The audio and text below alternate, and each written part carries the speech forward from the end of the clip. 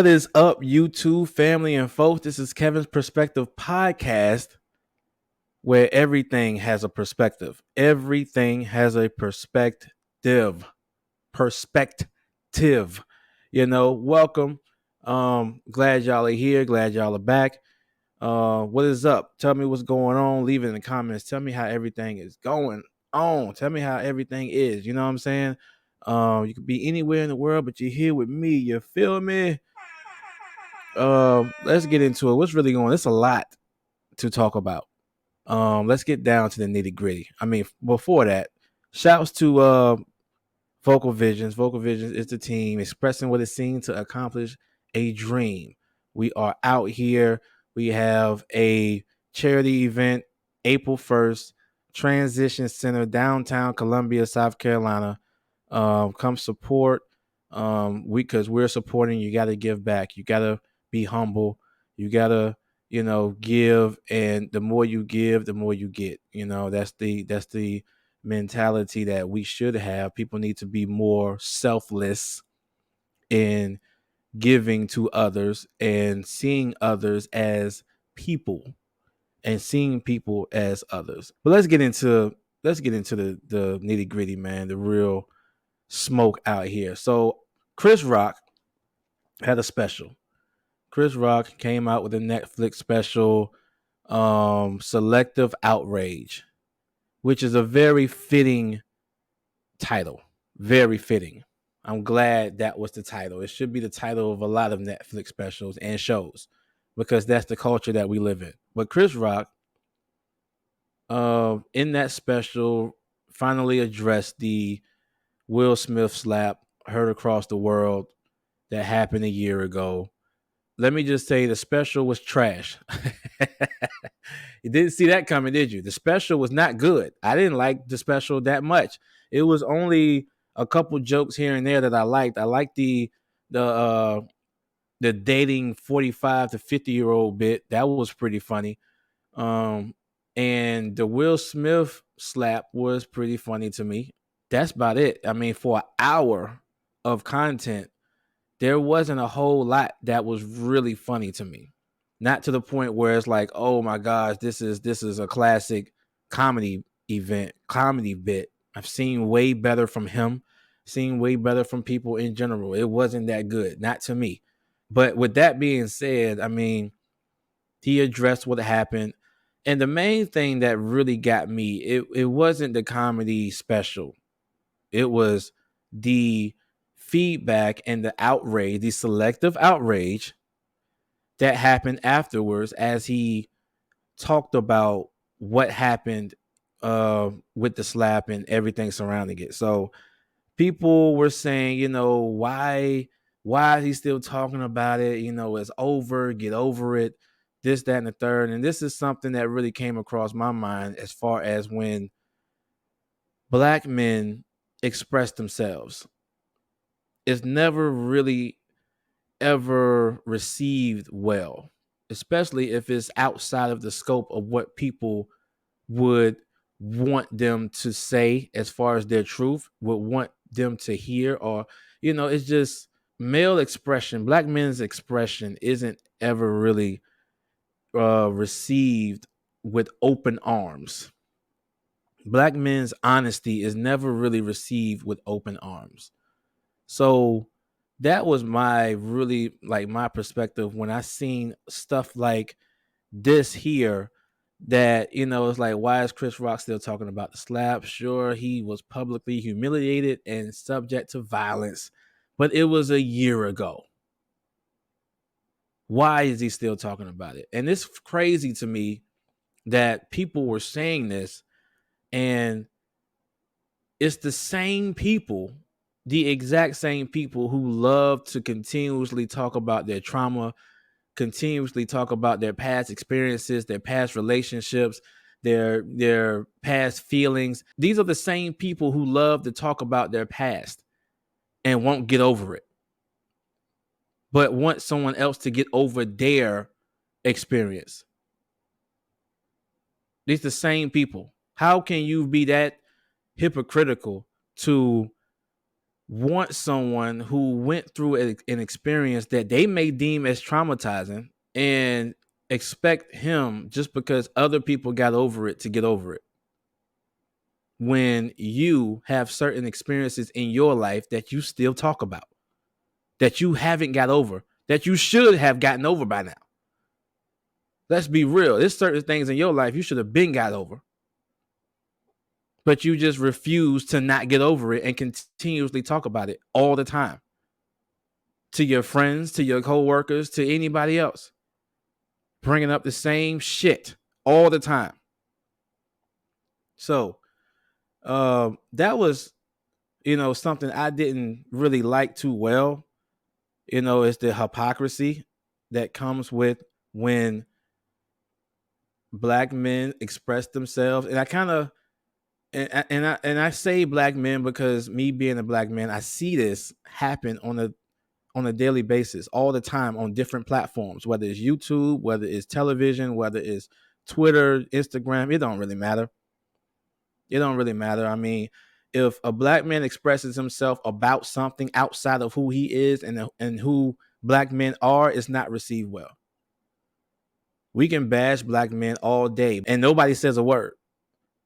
But if he starts to talk about something else outside of him and other black men, people don't really want to hear it unless it's said a certain way, unless it's policed a certain way, unless it comes with a certain narrative or it appeases certain people's feelings.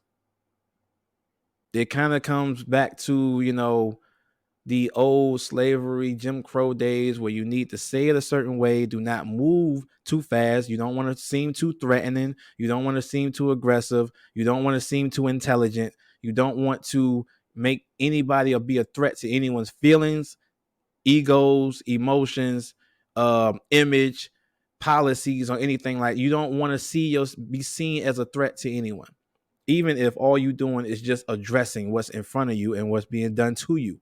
But it kind of reminds me of like Michael B. Jordan and his situation with Lori Harvey a little bit, right? When he got, when that whole thing happened, he was embarrassed, he was hurt, and people kind of looked at him like, you better not say nothing about it. Because men are conditioned to not say anything. It's like, yo, get over it. I know you hurt. I know you feel away. Get over it. Don't say nothing about it. Just be silent. But this goes to why people like Kevin Samuels was why he blew up so much, because he wasn't saying nothing that men wasn't already saying. He was just open about saying it. He took barbershop, cookout, garage conversations and put them on YouTube. But he wasn't saying nothing that men weren't already saying. That's why men weren't surprised that he was saying it. The only one surprised of the content of what he was saying was women. Kevin Samuels wasn't saying anything that wasn't new. It's just that black men's honesty was never accepted or acceptable or received well. And it still isn't. Everybody loves to talk about speak your truth, speak your truth. Then when he speaks his truth and it's not the truth that you want to hear, then now it's a problem. If it's not a truth that makes him look bad and makes someone else look worse than him, it's a problem. If it's a truth that makes him look bad, nobody cares. If it's a truth that makes him or other black men look bad, nobody cares. But moving on. Speaking of expressing yourself, Ja Morant. Ja Morant has been into all these different antics lately. And my take on it is, I mean, people have probably heard about Ja Morant and what he's doing, and you've seen the headlines, you read the stories, you heard the different videos. My take on Ja Morant is that he is just being another Tupac. Right now. He's just being another Tupac. When Tupac first came out, he wasn't a street dude. He wasn't a street guy. He came from an art school. And he was a dancer. He wasn't this gangster when he first came out. It's just that when he got into the industry, he got engulfed in certain cultures or into the culture. He got surrounded by people from that culture. He got engulfed in it. And he started to become a caricature of that culture. That's the same thing that Ja Morant doing. Becoming a caricature of a culture that he admired but never lived. So right now, Ja Morant is really just in his I get around strictly for my niggas phase right now. Because that was Tupac's second album, strictly for my niggas. Ja Morant is just putting out his Tupac's second album right now. That's the phase he's in right now. Hopefully, he doesn't get to the all eyes on me phase. Hopefully, he learns certain lessons and start to sway his ways into a more positive direction and not continue down this path of being a caricature of a culture. Because then that's when he becomes the all eyes on me phase, the me against the world phase. I would say me against the world because that came out before all eyes on me. The me against the world phase. That's when the thug life came out. Ironically, well, it's not ironic. They're around the same age. Ja Morant in his early 20s, Tupac was in his early 20s. It's that age of finding your identity. Trying to figure out where do you fit in this world of celebrity. That's what happens when you grow in attention so fast at a younger age. You're trying to figure out what your identity is. A lot of people do it. A lot of rappers do it. A lot of artists do it. A lot of actors and comedians, they all do it. But he's in his Tupac phase right now. And people are saying, well, Ja Morant's father should, sit him down and, he need to have more mentors around him. All right, let's talk about that for a second. He needs to sit Ja Morant down. Somebody needs to sit him down, though. Who's sitting him down? He's at all the games. We don't never want to talk about when the parents need to be sat down, when the parents need mentors, when the father needs to be sat down and talked to. Hey, what's going on with your kid, bro? What's happening? What you got going on? What are you supporting? What's your principles? Because you at every game, but yet he's still acting the fool. So apparently your presence isn't really being accounted for here. So what do you support? Sit Ja Morant's father down. Just like when you sit with T.I., his son, sit T.I. down. It shouldn't take Charleston White to talk to your son about nothing. Let's sit T.I. down. What's going on with your son? You got Tory Lanez's father out there talking in front of the camera about the court cases. Sit him down. What you got going on? How is it that your son is in and out of jail, but yet you're at every court hearing? That doesn't make sense. You speaking out for what? What do you support? Now, if your principles are, I'm going to support my child regardless of what they do and whatever they do, then it makes sense. It makes plenty of sense. Unconditional love does not mean unconditional acceptance because you still have principles. You can love your kid and still say, I don't want nothing to do with that. I disown that. I do not support that. You can't teach integrity and not live by your principles. What will you live by? And they would have to look at that and be like, yo, I respect that. They ain't going to like you. They're not going to like you. It's going to be times when your kids do not like you. And you got to accept that. You can't teach respect if you always want to be liked. How are they going to learn how to respect you if they always just like you? I'm pretty sure he likes his father because he supports everything he does. But there's a lack of respect because he doesn't move a certain way in front of him. Because if you respect somebody, like truly respect somebody, you watch how you move in front of them and around them. Out of respect for them. But they grown. They all grown. But they get to a certain point where it's like, you on your own, bro. I love you, but you're on your own. And it hurts, but you're on your own. Ja Morant's father should not be on the court side getting into it with Shannon Sharpe. Why are you having altercations with Shannon Sharpe? We see where he gets it from now. You ain't even about that life. We love to talk about the absent fathers, but we never want to talk about the silent ones. The ones that's there, but you can't tell they there because their kids still doing whatever they want to do. The ones that's there, but you don't really realize that they there because the kids aren't being taught anything. They're not being held to a standard. But I'm gonna mind my business. Moving on. I saw this little video talking about men being natural hunters when it comes to dating and relationships. I'm gonna go ahead and play it. Men aren't obsessed with women anymore, and it's weird.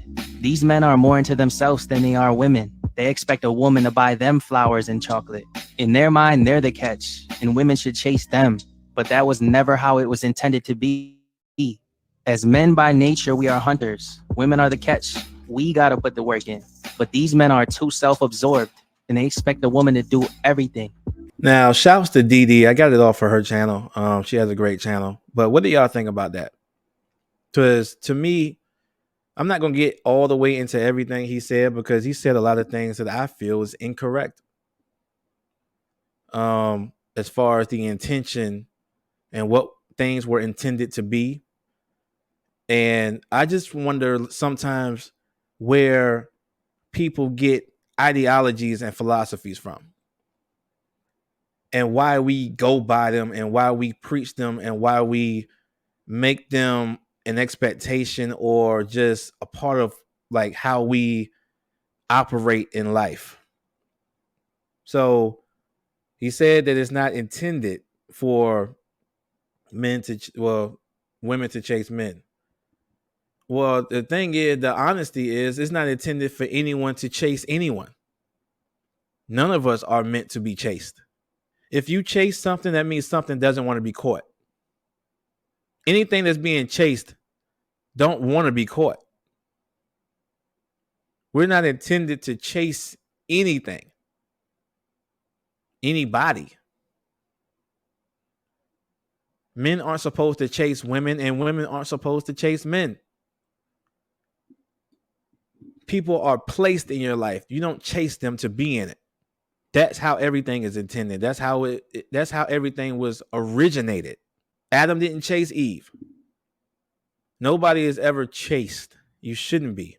It's a waste of time and energy, and it's not natural. As far as men being natural hunters, let me address that real quick because that's really what I wanted to talk about.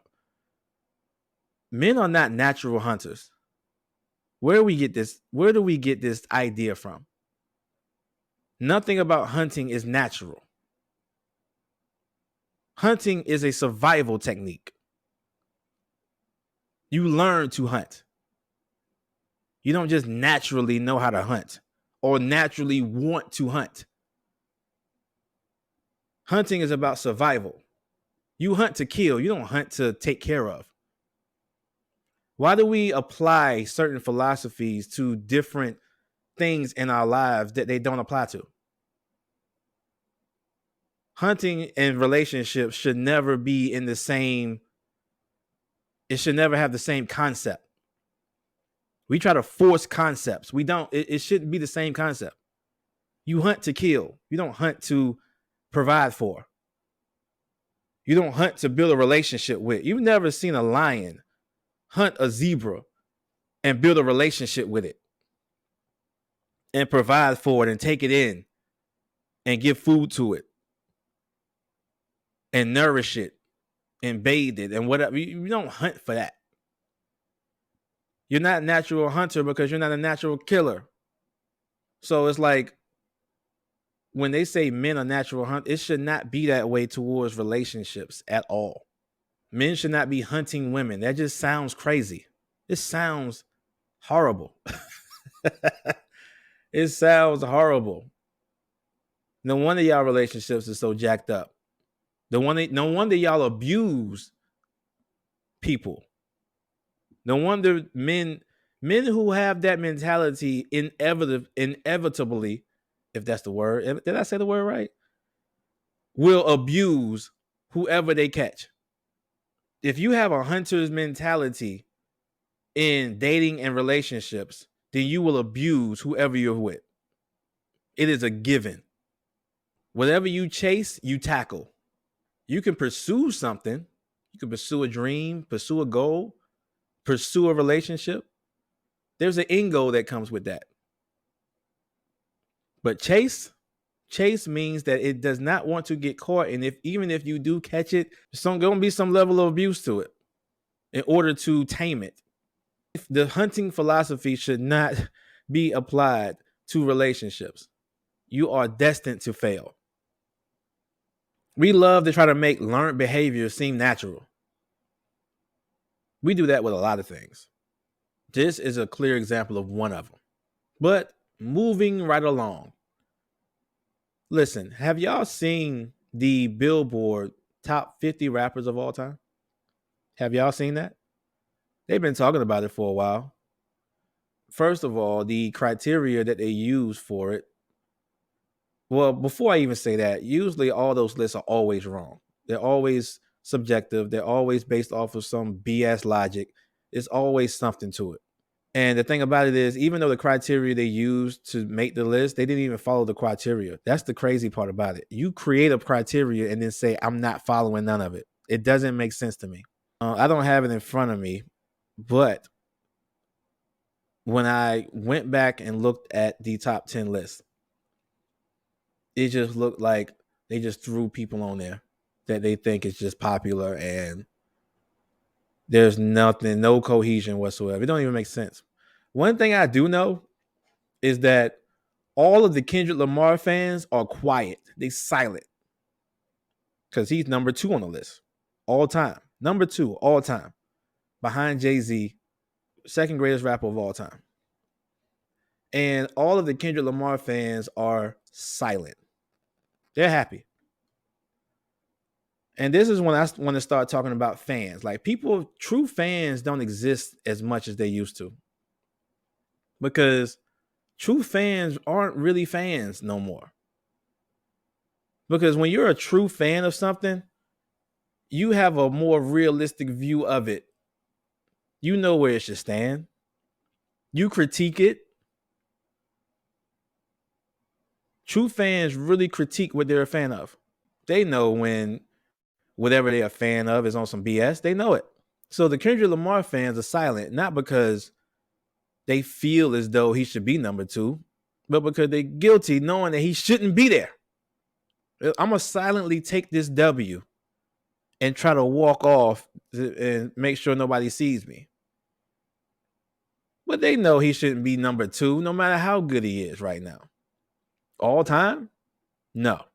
Not compared to other people that's on the list. Compared to the names that's on the list, he shouldn't be number 2. Now, if it was different people on that list, then you can make an argument. But compared to the ones that's on the list, no. Compared to a Jay-Z, Nas, Lil Wayne, Eminem, Tupac, Biggie, Drake, compared to all them, not number 2. And they know it. They're going to take that W in silence. It's kind of like when you're at the store and somebody that can't count kind of giving you more change than you should get, but you know it's more change than you should get, but you kind of just put it in your pocket and walk off. Like, all right, I'm going to take this. And you kind of walk through the store with your head down a little bit because you're ashamed that you kind of just stole some money. It's a good steal. It's a good W. That's how Kendrick Lamar fans are right now. They're going to steal that W and keep it moving.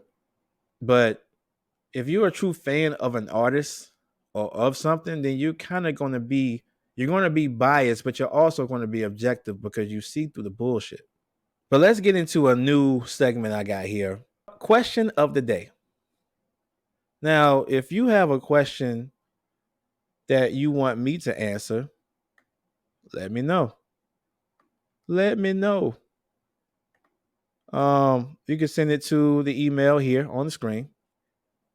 And I would now, first of all, it got to be a good question. It can't be a whole story because I'm not going to sit here and read an entire story. I'm not. But and it has to be a coherent question, like nothing crazy. Don't ask me how many stars in space or something like I don't know. And if I don't know, I'm going to tell you I don't know, or I'm just not going to read the question.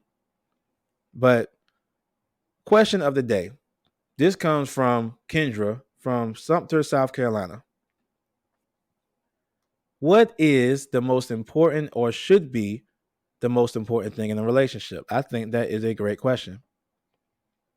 I would say communication, point blank, period. If you don't have communication, you have nothing. I don't care if you got feelings. I don't care if you got attraction. I don't care if you got infatuation. If you have no communication, you have nothing. Communication is always going to be the basis of any relationship, not even just a romantic relationship, any relationship, really. You have to know how to talk to each other and how to listen to each other and how to comprehend and understand each other. If you can't do that, then you are destined to fail. It is inevitable. That's the word I was trying to say. Inevitable. It is going to fail. I want to give this tip for men though. Women, listen, you need to listen to women. Men need to listen to women. This is still talking about communication because women always talk about what they care about. Women always talk about what they care about. If you listen to her, you will know what she cares about. Women do not talk about what they don't care about. Men, we'll sit there and talk about stuff we don't care about just for the sake of talking about it, just for the sake of conversation, discussion, argument, debates. When I say care, I'm talking about something you have an actual mental or emotional investment into. Men will talk about stuff they know, not necessarily something they care about. We'll debate and have conversations about stuff that we just know and learned and seen, heard, and just talk about it. But we don't have a care about it, which sometimes throws women off. Women make the mistake of thinking that men are talking about what they care about when really they're just talking about what they know. You have to find out what he cares about. Women talk about what they care about. So if she's always talking about her kids, because she cares about it. If she talks about her career and talk about her family and talk about her feelings, it's stuff that she cares about. If she always talking about her ex, if she always talking about her baby daddy and talking about, past experiences, she care about it. You better listen. You better listen to how she's talking about it. That's my tip for guys. Listen to your woman. Listen to women, period. But most of communication really can just come from listening to each other and trying to understand each other's language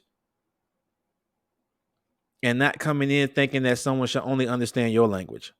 A lot of people travel. Like over the past few years, traveling has become a huge thing. Everybody want to travel. Everybody want to go on trips. Everybody want to get their passports and just go places. The thing about traveling, especially from Americans traveling, is that a lot of people go to different countries and have adopted this arrogant, privileged mentality of thinking that other countries should always understand them, that other countries should speak English. We go to other people's countries already expecting them to understand us, even though we didn't take any effort to understand them. You didn't try any course to speak their language, but be upset if they don't understand your English. How arrogant is that? That's how we approach relationships a lot of times. As long as they understand us, I'm good. As long as they understand me, I'm good. That's all that's really important right now is that you understand everything I'm saying and how I'm feeling and all of my body language. We take that same approach from traveling to different countries, going to somebody else's country, already with the expectation that they're going to understand us and what we need and what we want and where we want to go and how we want to do things. Already expecting them to speak my language without me having any effort, any type of time trying to learn their language. And then if they talk in their language, we get upset because we don't understand them. The nerve we have sometimes. I want to learn your culture in my language. Ain't that something? I want to go to your country and learn all of your culture in my language. That's the same thing with relationships. I want to learn everything about you, how I understand things. And I need you to understand everything about me, how I understand things. You need to speak my language. And if you don't speak my language, it's a problem. This ain't gonna work. They don't understand my love language. They don't understand the way I talk and how I deliver and how I communicate. They don't understand it, so forget it. Forget it. How much patience do you really have to be in a relationship? Ask yourself that question. We need to ask ourselves that question. How much patience do you really have to be in a relationship? The relationship that you say you want, how much patience do you really have to be in that? You want the result of marriage, but without the patience of one. There's certain characteristics and qualities you have to learn and build and grow into in order to get the results that you need. We understand that with everything else in life except for relationships for whatever reason. But I'm not going to get all the way into that right now. I'm going to save that for another podcast, another episode. Keep saying podcast, another episode. But I thank y'all for listening. Thank y'all for watching. This is the Kevin's Perspective Podcast. Like, share, and subscribe to the channel. Peace out.